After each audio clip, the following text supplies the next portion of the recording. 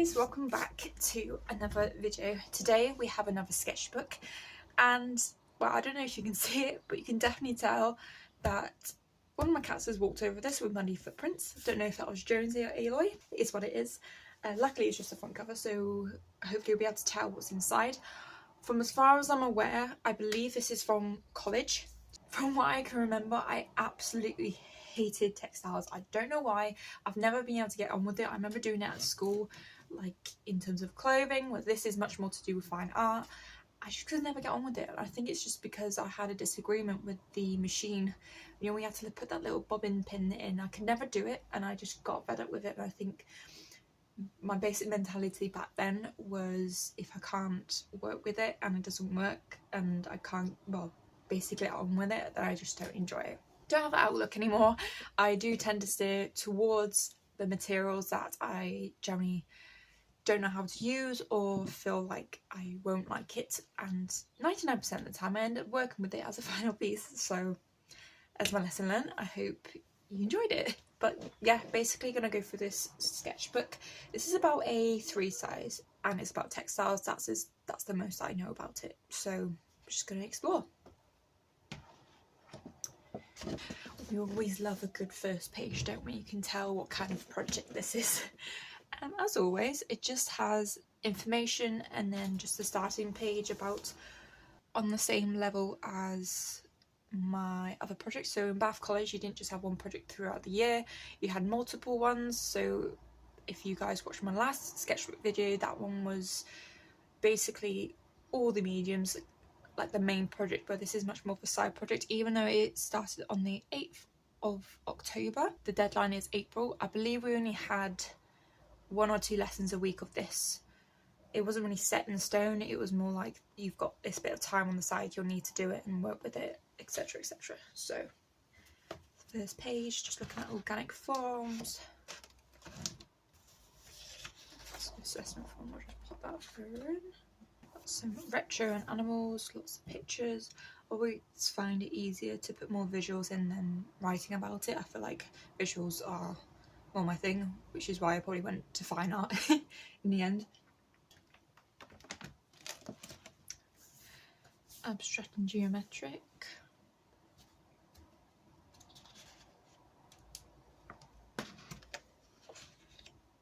And then I've got some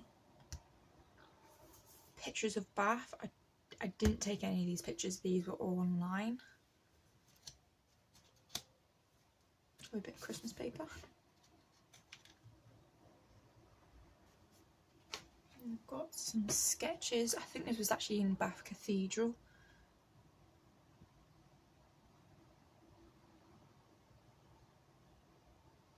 Just trying to manipulate it, because you can see on this background, this is a photograph of that, and then I changed parts of it to a different, well, I made it blue. Basically, you can see it more on this one than this one.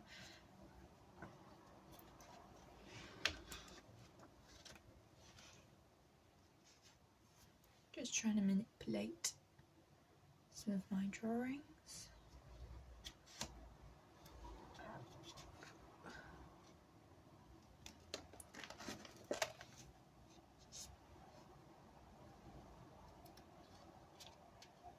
All artist research. Lucinade. Sunday. I can't pronounce it, I'm sorry. Ooh, and then we've got some test samples. Oh, so this is transfer printing. So there are these little strips. Look, it's these strips. These strips have got some sort of ink that gets activated once you use an iron over a certain material, and that's basically what has happened here. Those are like test samples, and then I've got the actual fabric here where I've printed this exact sheet onto a piece of fabric. It's great. There's some lovely lines. It looks like I've printed over it twice actually. So I've probably done a more faded piece and then gone back over it. So these brighter versions are actually the first print, and then I've reconstructed it to do it again. But this time it looks like I've done it backwards actually. And then you can see the ink. It's much more faded because it's a one-use kind of project. disperser dies. Yeah, sounds about right. I think I used them for another project, but I can't really remember. I feel like it was something to do with oil painting, but I'm not sure. Okay, some photographs of different textures and mediums. I'm trying to remember what this project was about. Was it? I had to do something relating to Bath College, but something to do with textiles. I'm not quite sure just yet. It was such a long time ago. So.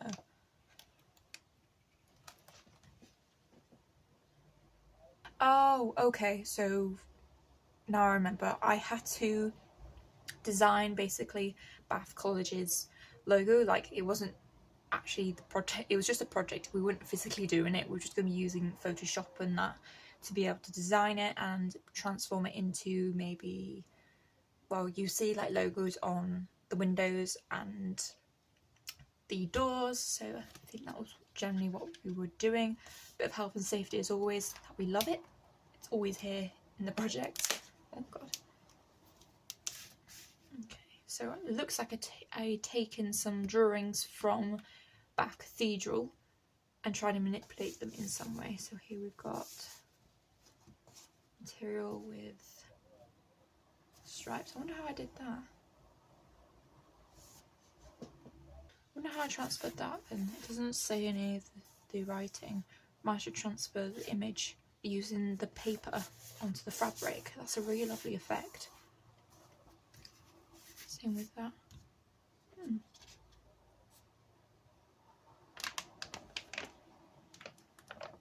We all love a little blown up segment, don't we? Okay, so this is me taking that design from the previous page, which is this, and I photoshopped it into some of the windows and on the floor, like that one. I don't know why I went with purple. I think I just really enjoyed using purple. I do have a bit of green in there, but I think purple was always such a better colour to use. Pictures. I loved always doing some sort of effect. I remember these were just filler images. I was like, I've got a massive bit of space, I don't know what to do, so I just filled it with sketches from, it looks like when I went into the Roman baths. Oh, evaluation. That was quite quick, wasn't it? There's a lot of pictures and not a lot of writing, so, but I thoroughly enjoyed that actually. Even though, like I said, it was a side project, you can see I did take care of it and I enjoyed part of the process, and there actually wasn't that many textile processes in this. It was more of a development stage, and once I screenshotted it in, not screenshotted, scanned it in, manipulated it within Photoshop, I had a lot of time in developing it. Actually, I think I've got my assessment actually here as well. So here we go. Oh, so I forgot to mention, this is worth 90 credits. I don't know how many credits are meant to be in a year, but we've got, so I think I got an M2, which is like a B grade. Your final outcome of the image of the Roper building with your surface pattern ideas is effective, Laura. I agree that you have used your time more efficiently.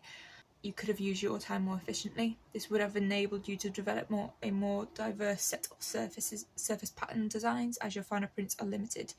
You have completed all the required tasks to achieve a pass grade with the element of merit to research surface pattern designers, and merit grade given. So, obviously successful. Wow, can't believe how short that sketchbook was.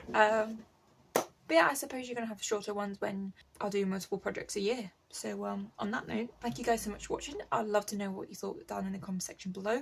Some links in my description box. It's for my social medias, for eBay selling account, etc, etc. And there's also a PayPal donation page if you'd like to make a donation. That'd be greatly appreciated. But in the meantime, thank you guys again, and I shall see you for my next video. Bye!